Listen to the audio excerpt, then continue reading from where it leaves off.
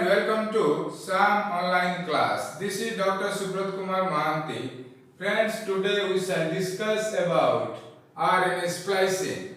In multicellular eukaryotes, most of the protein encoding nuclear genes contain introns.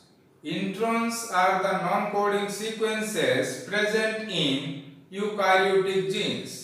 The genes which contain exons and introns are known as split genes or interrupted genes. Exons are the coding sequences and the introns are the non-coding sequences. Introns are also present in the genes of unicellular eukaryote, for example, yeast. Some rare genes of archaea and few viruses of prokaryotes also contain introns. The primary transcript of the split genes contain the entire sequence of the gene. So there is the need of processing. During processing, these introns are excised and the exons are joined accurately to form a functional RNA molecule. Particularly for protein encoding nuclear genes, the splicing mechanism has to be precise so that the exons will be joined accurately and the introns has to be excised or spliced out. Then only we will get a functional protein molecules. So the accuracy of the splicing mechanism may need some specific signals. And there are two types of conserved sequences within the introns and at the intron-exon junction. Particularly in eukaryotic nuclear genes, there are two types of base sequence that may play a role in the splicing. One is the completely conserved sequence which are present at the ends of intron. So friends, this is the sequence for the DNA non-template strand, and this red colored patch is the intron. At both ends of the intron, this is a dinucleotide sequence and this is another dinucleotide sequence. So this GT and AG, these are the two dinucleotide sequences which are completely conserved and are present at the end of the introns of the nuclear genes. So this sequence represents the base sequence of the DNA non-template strand. After transcription of this particular gene, this is the primary transcript.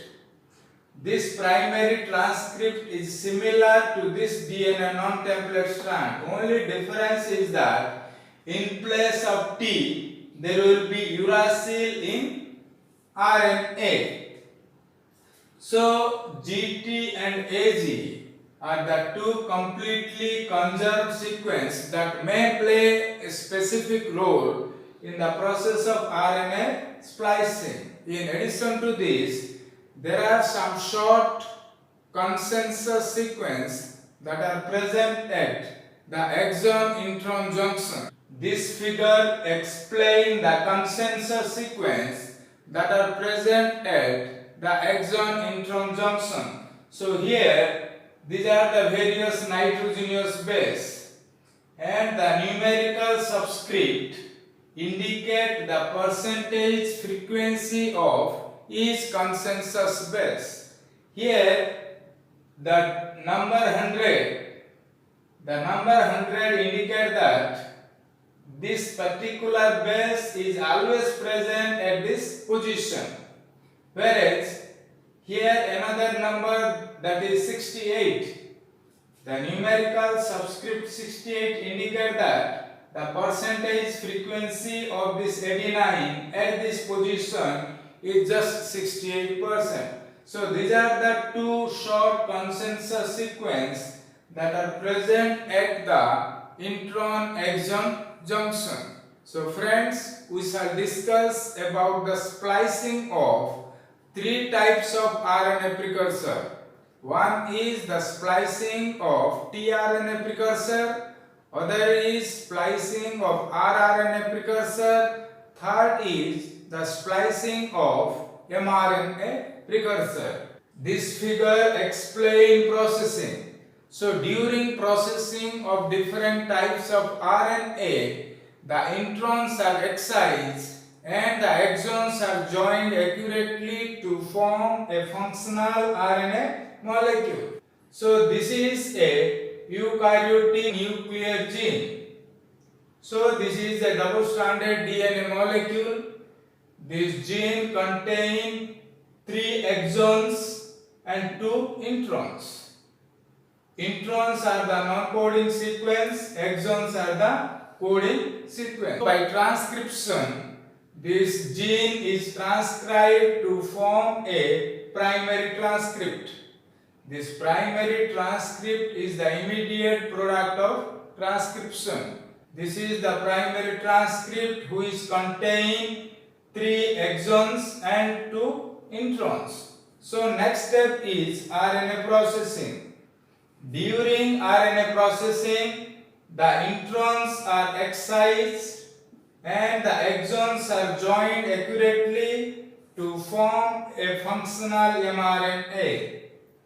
And in the next step, this mRNA is translated to form a polypeptide chain. So during RNA splicing, introns are excised from different types of RNA precursor and exons are joined accurately to form a functional RNA molecule.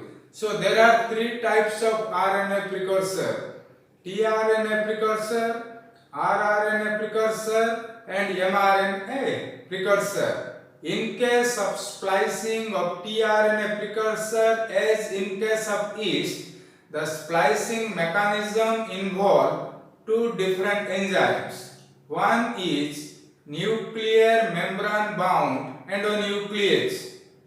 Other enzyme is ligase.